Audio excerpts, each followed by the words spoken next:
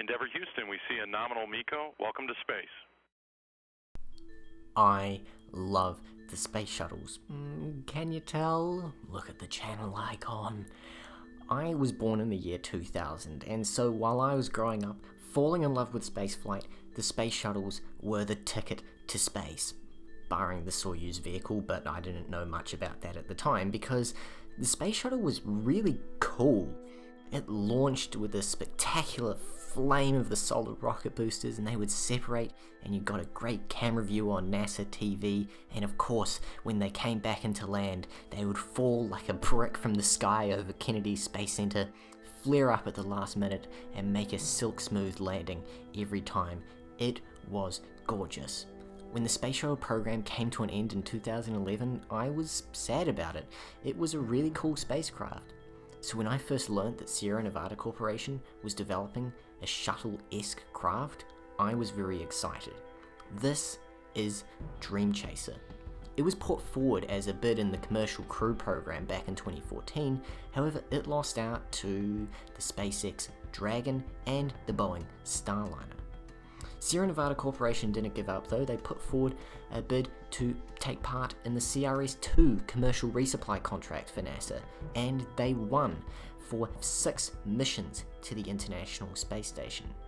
Dreamchaser has a really great advantage in the fact that, like SpaceX's Dragon, it can return cargo to Earth.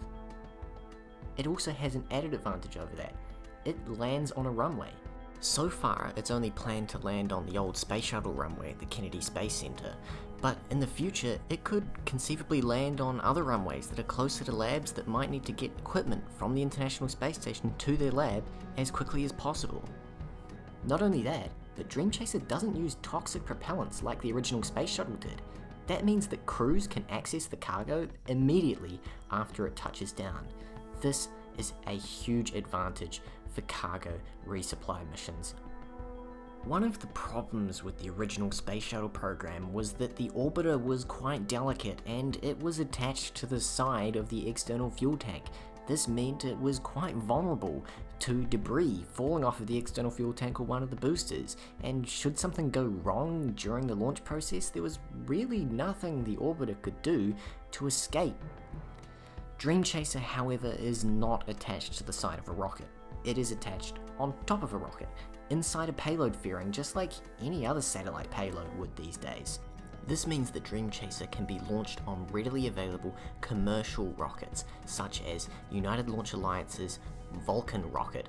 This is a new rocket under development that has recently been announced as the rocket of choice for launching Dreamchaser on its 6 missions to the International Space Station.